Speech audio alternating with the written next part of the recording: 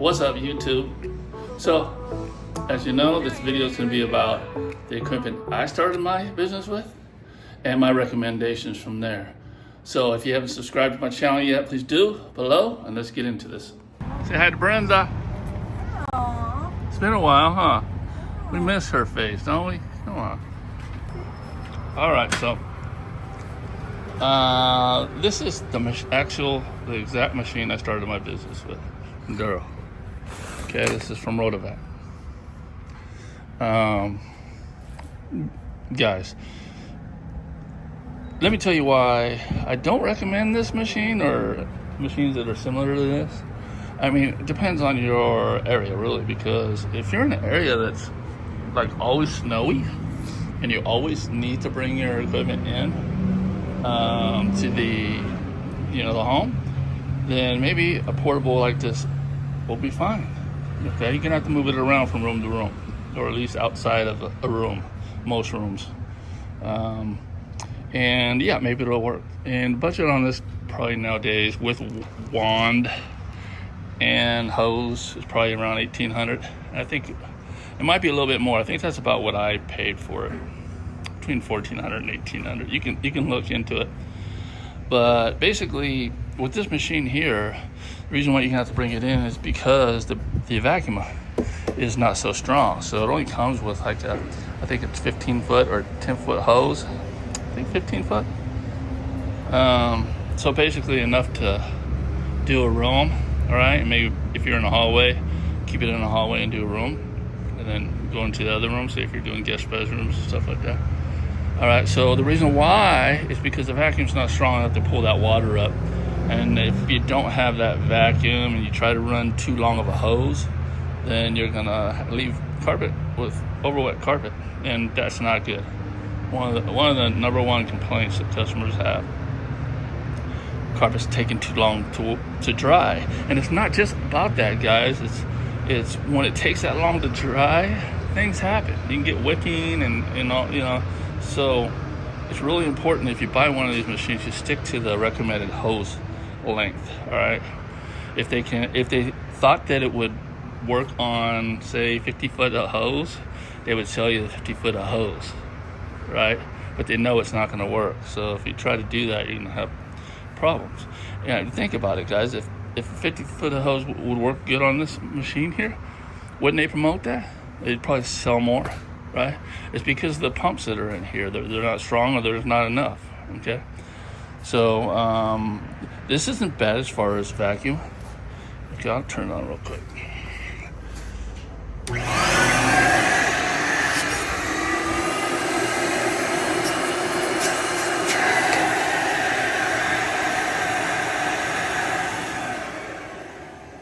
Right, it's not bad. I shook it a little bit and it fell off, so it's going to be decent for what it's meant for.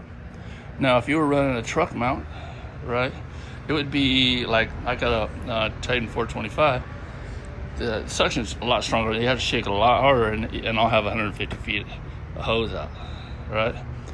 So yeah, the vacuum power is not the best on this, but if you're doing a lot of upholstery cleaning and stuff like that, hey, this would be just fine.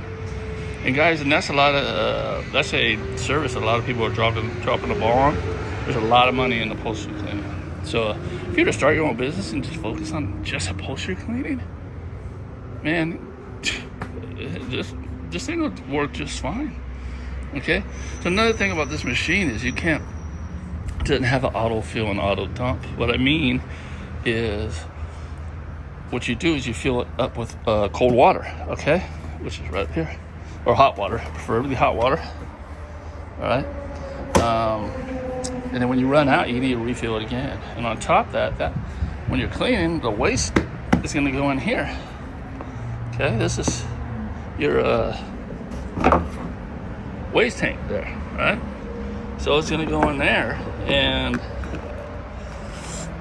when that gets full, you need to drain. You pull that off, all right here, and you drain it into a bucket. Now, if you keep cleaning, you could overflow it and make a big mess in the home. So you got to keep an eye on that, right? So you got to fill it, You got to drain it. So if you're doing a normal size, family size home, you're probably gonna have to do that like 3 times for normal cleaning. Okay, so it takes more time, right? As far as PSI is the solution that comes out these jets right here. And these jets are what you're rinsing the carpet out. So if you're doing a proper carpet cleaning process, you are vacuuming, all right? I would go around and spot certain things with organic or whatever. And then you're gonna pre-spray, all right? And pre-spray is actually the cleaning solution. So you put down with the pump up sprayer or whatever you got, battery pack sprayer. You can even use a hydroforce on these things too. And then you're gonna go ahead and agitate, and then you're just gonna rinse with water. So all you need to put in here is water, okay? Unless you're using high pH products, like the pre-spray that's high pH. What I mean by high pH is the higher the pH, the more residue is going to get left behind. Dirtier carpet's going to get quicker, right? So if you're using neutral or close to neutral, and what I use is no residue products, encapsulation formulas, you're not going to have to worry about using a rinse. Okay, so stay in the neutral range, and you're going to be good. And it keeps life simple. And there's plenty of no residue products that clean amazing. I don't use any high pH stuff in my cleaning business. So keeping it simple is my motto. Find products that you don't need a high pH to do amazing work with, and just fill it up with water, right? Now you're rinsing it out, and that's when you get your final clean. So what I mean by that vacuum being not so great is you're gonna have to move with that wand a lot slower than a guy with a truck mount would, right? So you gotta make sure you gotta get as much water as you can out there. At least 1 dry pass, but preferably 2 with something like this, okay? You want to make sure your PSI is down. So with a truck mount, you can clean between 300 and 500 PSI. That's about what I do. But if you're running a machine like this, all you really need is about 150 PSI. That way you don't overwet the carpet, and you'll be able to remove most of the water, okay? So quicker dry times. So very important. There's things you can do if you're starting out with a portable and you're really worried about that too, is go over with a bonnet too. You can do that too when you're done. So I'll get into some low cost VLM bonnet cleaning options. And yeah, so this is the exact machine I started with. I used this for about 2 months before I went ahead and bought me a truck mount. And I was just doing this as a side hustle, guys. I had a really, really old Ninja. I mean, really, really, really old. It was horrible. I used that like 1 job, and I was like, no, I can't do that. So I didn't do much research, and I just went ahead and got this. And it was better than the other, but definitely wasn't enough to run a profitable business and just look impressive, right? So, the guys, there's envy out there, right? I remember when I used to have one of these, and I'd walk by, and it's like a apartment complex that I lived in, and there'd be a truck mount guy in there with a, the clean the carpet, and I'm seeing that stain come up, and I'm like, man, envious.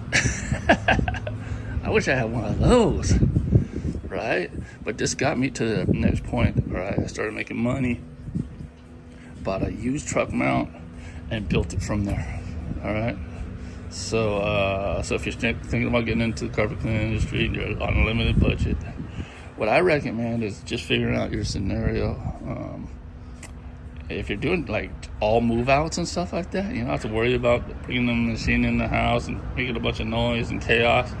And maybe this is a great deal, but the money's in residential maintenance, cleaning.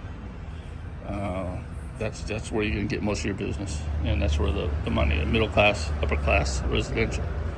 So you get tools to make you do the job quicker and do a good job. You're gonna make more money. All right, so what I do recommend, guys, is to go ahead and save up a little bit more, about $1,000 more, and get yourself a portable like this that you can actually leave in your van or your vehicle and run the hose out just like the truck mount guys, and still get that great vacuum in dry times and look professional. Not having to pull all this into a customer's home, not having to fill and dump. It actually has auto fill and auto dump on the thing, so you don't have to worry about it. You hook your water hose up from the house and you get to clean it just like we do with the truck mount. It's that electric truck mount. So I have options for that too. There's a magic wand company, and there's a link below this video. And use Green Rhino as a coupon code, and you get free equipment.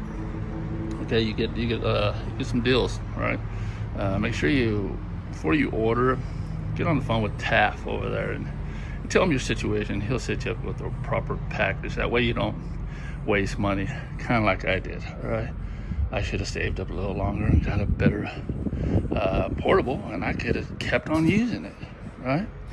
I would have had 2 of them. Right, for both vans, or one for my other vehicle or trailer, right? Instead of getting a truck mount and just retiring this one because it's just not going to cut it for my type of cleaning, right? My service in my area, middle class, upper class, residential primarily, right? Yeah, they don't want to hear all that noise and racket. All right. So I hope this was helpful. Any questions, let me know below. And yeah, if you're thinking about getting the carpet cleaning business, guys, Green Rhino Academy, here's for you. Link below all my videos. Go ahead and click on the link, visit the website and learn all about it. All right, see you in this one. Green Rhino charging forward till the day we fly.